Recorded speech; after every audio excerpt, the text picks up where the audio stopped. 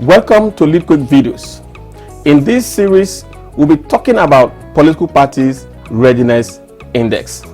And for this edition, we'll be looking deeply at infrastructure readiness of political parties. Why are we doing this? Now, the reason is because political parties perform an important task in government. Why do they perform important tasks in government? They bring people together to achieve control of the government. They develop policies favorable to their interest or the groups that they support. And they organize and persuade voters to elect their candidates to office. So you see, they are important because according to the provisions of the Electoral Act, Section 77, subsection 1, a political party registered under this act shall be a body corporate with perpetual succession and a common seal, and may sue and be sued in its corporate name. Now, the other important reason is that political parties is the only vehicle that can nominate a candidate for election. Based on Section 29 and subsection 1 of the Electoral Act, every political party shall not later than 180 days before the date appointed for a general election under this act submit to the Commission in the prescribed forms the list of the candidates the party proposes to sponsor at the elections, who must have emerged from valid primaries conducted by the political party. So you see, the provisions by all standards makes the political parties very important driver of development in Nigeria. The strength of the political party will go a long way in shaping and making the country better, looking at all the provisions of the Electoral Act. But what many Nigerians don't concern themselves with is what is the management capabilities, the amount of management capabilities that are inherent in those political parties. There is a saying that you cannot give what you don't have. So if the political parties don't have good management or leadership, how will they be able to provide the kind of leadership or management of our resources that we seek? That is what is bringing up this video. So in the Political Parties Readiness Index, we want to peep into the capacity and capabilities of the parties to be able to render the services that Nigerians need. In this first series of the video, we shall look at the Infrastructure Readiness Index of the political parties using their date of formation, party secretariat at the national and at the state, and the manifesto that they have provided to INEC to be able to have a feel of how ready they are in terms of developing the infrastructure. Remember, we said you can't give you what you don't have.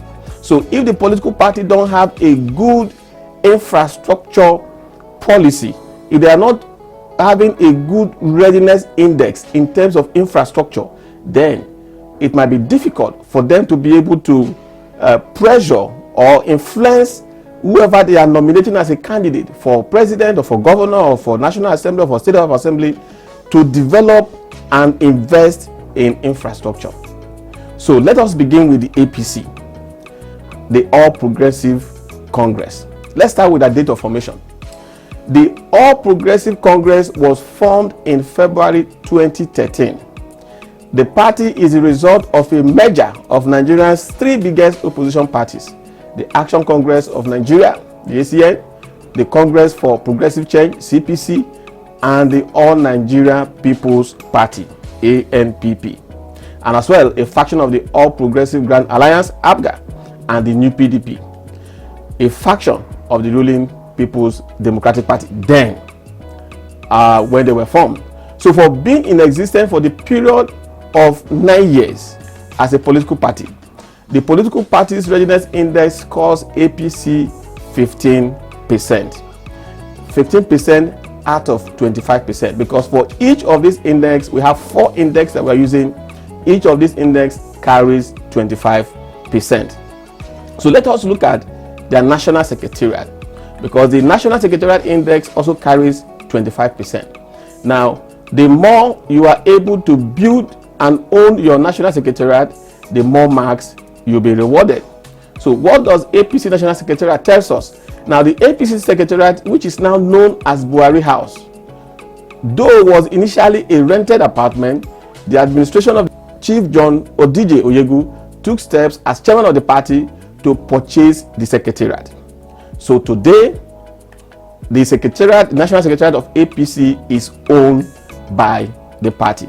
Therefore, for owning the National Secretariat, the index scores APC 25% out of 25%. The State Secretariat. Now, to the best of our knowledge, there is no state that APC officially owns the State Secretariat that they currently operate from. Therefore, APC scores 5% on the ownership of State Secretariats, because of course, even if they are not owning, they are still renting. They are visible across the 36 states and FCT. Now, on the manifesto provisions on infrastructure, in the APC manifesto provided to INEC, there is a provision for what is known as common sense solutions to rebuilding infrastructure. The solutions they provided include restoring the production of national development plans to promote investment in key national and state infrastructure projects. The second thing they provided is that they will establish a new position within the presidency who will be mandated to coordinate all government actions aimed at achieving the national development objectives. And the third thing they provided in the manifesto is that they will revamp the Nigerian Investment Promotion Commission into a new agency promoting both foreign trade and inward investment in what they call Invest Nigeria, and place it under the Ministry of Trade and Investment and Industry. Now, a critical analysis of the three provisions on infrastructure development showed that there is no position in the presidency for now who is coordinating all government functions aimed at national development objectives. Now, while we also see some works that have been done with regards to the Nigerian Investment Promotion Commission, much is still required. But because of the inclusion of their common sense solution and some efforts in the making towards building infrastructure, like we have seen in the railway, which is also not enough because it has not been decentralized to the state, it's just focused in some key areas. The political parties readiness index scores APC 10% out of 25%. Now, conclusively, the total score for APC is 60% out of 100. Let us go to Labour Party. Now, we will begin again with the date of formation. The Labour Party was created in 2002 and was previously known as the Party for Social Democracy before changing to its current name the following year. Now, on 27 May 2022, the party's membership and support base increased drastically as the former governor of Anambra State, Peter Obi, joined the party shortly after he quit the People's Democratic Party, PDP, in a bid to run for the 2023 Nigerian presidential elections. Nevertheless, for being in existence for about 20 years, the political parties readiness index scores Labour Party 10%. Now, this is because we are looking at infrastructure readiness. And so, the longer that you have been in existence, the lower you will score our measuring index. So, we score Labour Party 10%. Now, let us look at the National Secretariat. Now, at the time of production of this video, we could not ascertain the ownership of the National Secretariat of the Labour Party. Therefore, in view of the crisis that's rocked the party leadership, because that could have factored in whether they are able to build their own secretariat or not, the political party readiness index awards Labour Party 10% in assumption that it is still on rent. Then let us go to State Secretariat. On State Secretariat, we also could not verify the ownership of State Secretariats by Labour Party. Therefore, the PPROI scores Labour Party 5%. Now, the last point is the manifesto provisions on infrastructure. The Labour Party manifesto provides for infrastructure maintenance. The manifesto states that the party shall enthrone a culture of maintenance in the country's public investment program, especially with regards to essential infrastructure in the following areas. So they clearly itemized and identified the areas that they are going to make investment in, and which is very, very critical, unlike the APC that was a bit more generalistic in their approach. So what are the areas that Labour Party intends to invest in? Transportation, power and energy, and telecommunication sector. Now I can tell you that these are key areas. These are critical areas in which public goods and services are delivered. Therefore, for identifying in specific terms areas that requires investment, it can be assumed that they will be more committed to making specific investment that will produce desired results if elected to power. But of course, if you also look today among the party hierarchy, we have not seen any clear-cut office or official that has been designated as someone working on infrastructure policy. Therefore, the PPRI scores Labour Party with regards to infrastructure 20%. So the total score for Labour Party is 50% out of 100%. Now let us go to PDP, the People's Democratic Party. What is our date of formation? The People's Democratic Party, PDP, was formed in 1998, and they have continued to use the Wadata office complex as their national secretariat. Therefore, for being in existence for about 24 years, the PPRO scores PDP 10%. Now, the national secretariat, as we just pointed out earlier, our findings show that PDP is still maintaining their national secretariat at the Wadata complex.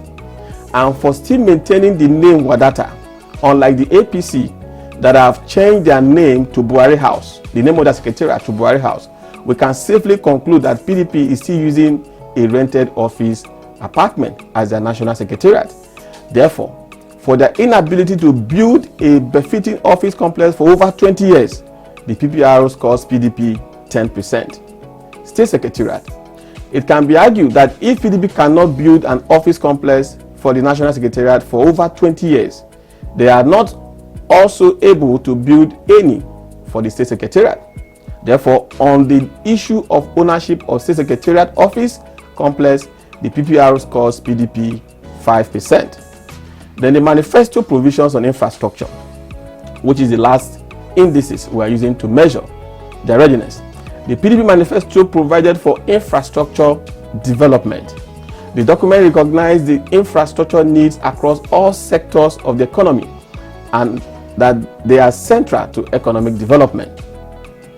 According to the manifesto, the PDP government, if elected, intends to give priority to the provision of infrastructure that is conducive to private sector driven economic growth and development. And they stated that to get there, PDP will privatize key infrastructure services, encourage private sector initiative in the provision of infrastructure services.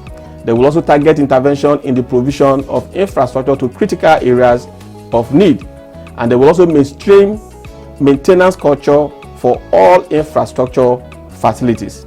They went further to say that they will develop a national plan for protection of critical infrastructure across the country. Now, the provision in the manifesto was so robust that merely looking at it will give you the impression that PDP will do marvelously well in terms of infrastructure if they are elected into power. So from the above that we have seen, PDP tends to be detailed in their approach to infrastructure development, and therefore the PPRI scores the PDP 25%. Overall total for PDP by the PPRI is 50% out of 100% readiness. We'll see you again in the next video.